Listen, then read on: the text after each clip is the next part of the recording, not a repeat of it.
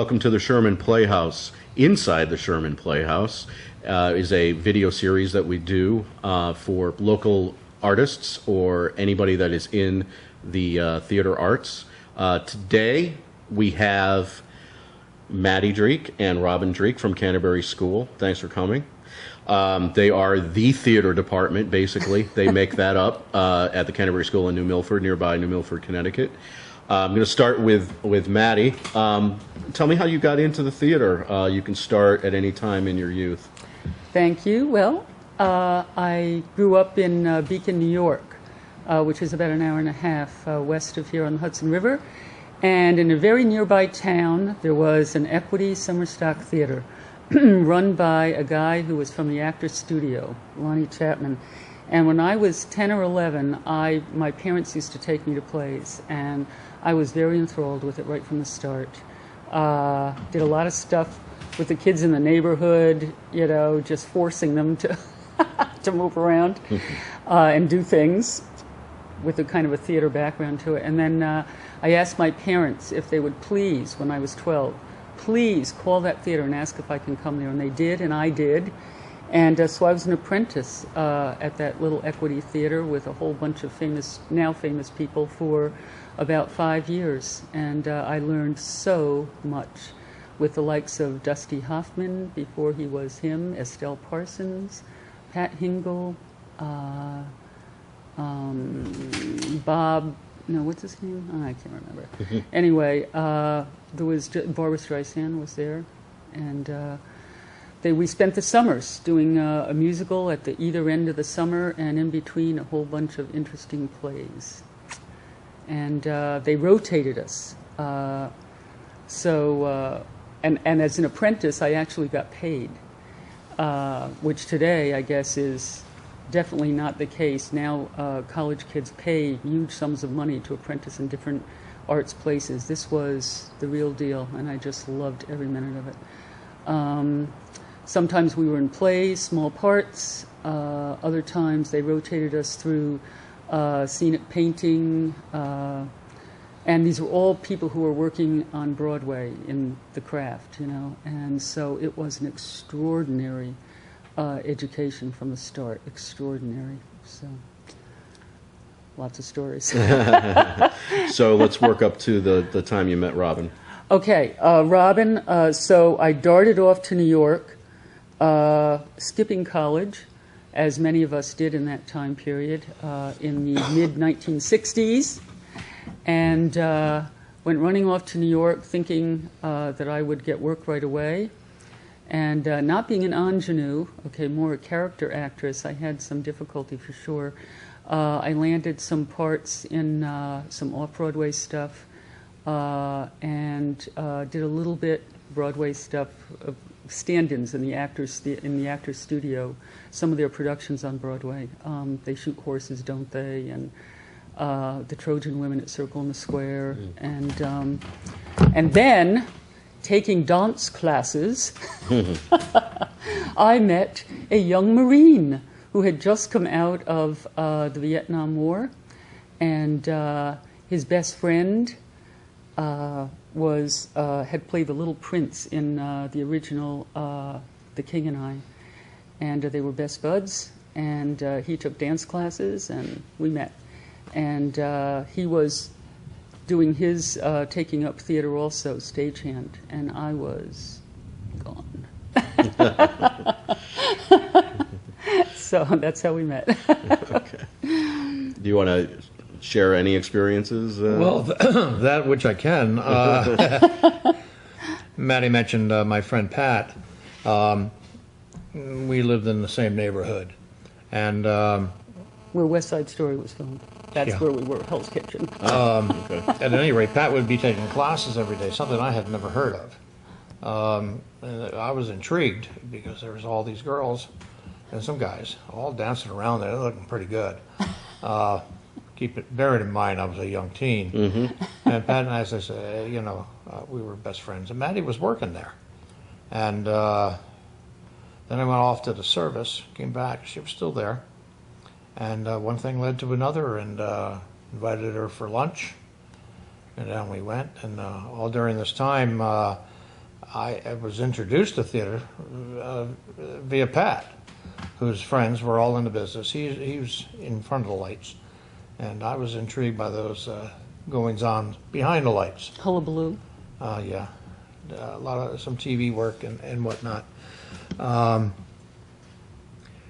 It was just a great deal of fun. Quite frankly, that's why I got involved with it. A lot of fun, a lot of girls, and subsequently Maddie, my wife, to be, and I was actually getting paid for it. Mm. I think we all thought that, You know, like, it's, we're getting paid for this? As a stagehand, I had probably a unique perspective in that I got to meet and know a little bit some of the performers. The most favorite person I've ever met was Sonny Bono. What a unique, and this was early in their career, Sonny and Cher. Yeah. It was out in Brooklyn at the NBC studio there. And I spent about 45 minutes with him in the dressing room, doing nothing. I was just hanging out. I was hospitality. I had to make sure he had whatever he wanted. And heck, I was a kid. I think they stuck me down there so I didn't get into trouble, but or cause any. But that was terrific. As I said, I've had the opportunity to meet a lot of folks.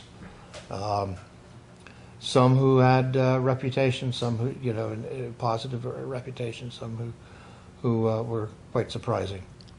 And it was a lot of That's fun. always a good word, isn't it? Surprising. So tell us the journey to the Canterbury. Canterbury Yes. Playhouse. Oh, no, the Candlewood. Candlewood Playhouse. It's all the candies. I know, it's the That's right. candies, yeah, I know. Candlewood Playhouse. Well, I think what happened first was we moved out of New York. It was the late 60s. We had gotten married in 1968 and had a child.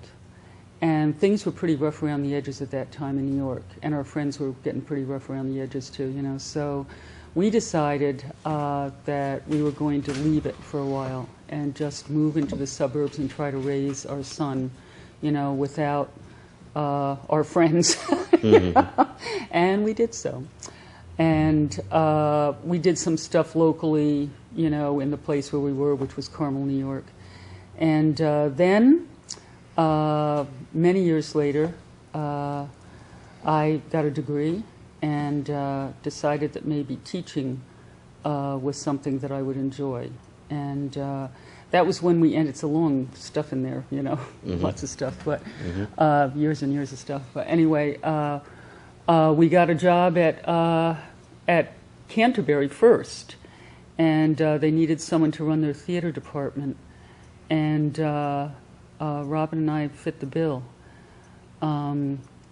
He was working outside then. He was in different theaters around the area, And so it fell mostly to me, and then he would kind of help me when I needed. And then gradually we needed him more and more, and so he then just took over the whole technical part of it and started that program there, And Candlewood happened the first year we were there. We were at Canterbury because I needed professional inspiration. Oh, okay, great.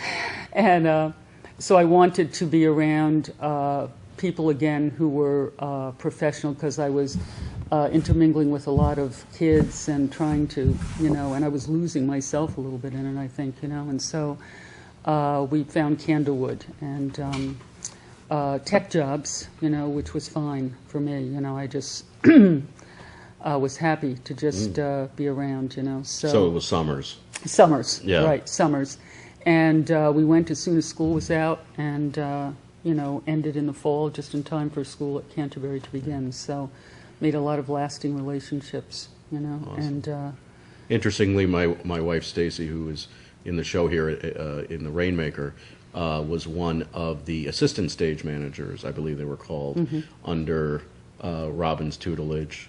And I think she ran into you a few times. Yeah, So yeah. it's a small world, as we all know. yeah, it is. So tell me about your program at Canterbury. What do you try to do? We love, both of us love Canterbury. And I'll tell you why. Arts-wise, it's a very small school. And we thought many times of going to an arts school. And I have to confess that sometimes I think of that kind of atmosphere as what I call the Black Turtleneck School of Acting. There are a lot of people there who are walking the walk, but actually not into the craft part of it, you know. They dress the part, you know what I mean? Oh, yeah. You know, Oh, yeah. and... but that's not what I'm about. Yeah, right, And that's not exactly. what Rob and I are about. Yeah. We're about doing the real thing, you know, Yeah. the real deal. And that's one of the things that really has made life very good there. Just he and I are in charge of that theater, and people really don't bother us, Right. you know. Yep. And I've been there. yeah, right? I've been there in the past, yeah. Right, yeah, right, you know. And so it's been wonderful, 25 years there, you know.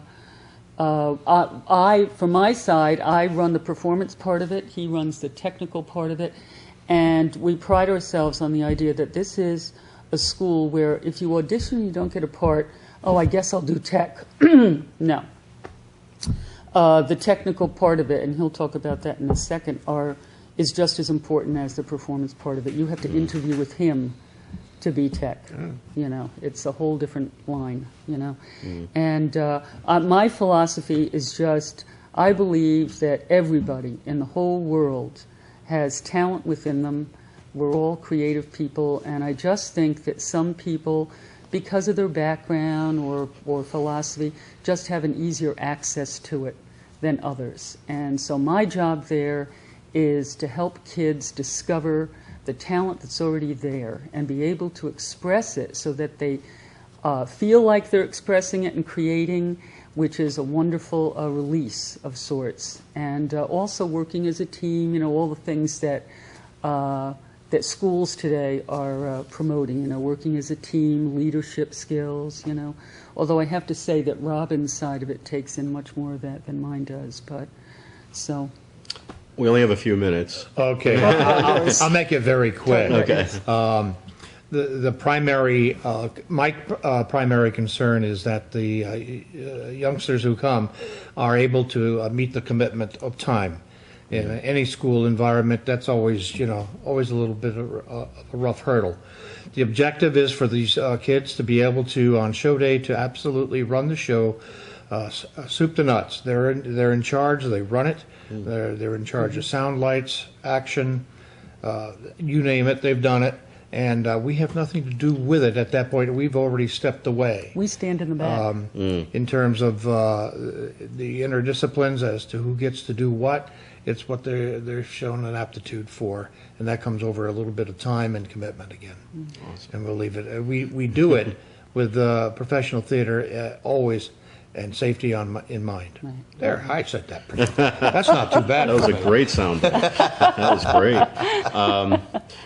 Right now we're doing the Rainmaker. This is the set of, and I heard some oohs and ahs from you guys as you came Yes. in. Is there an importance to community theater? Absolutely.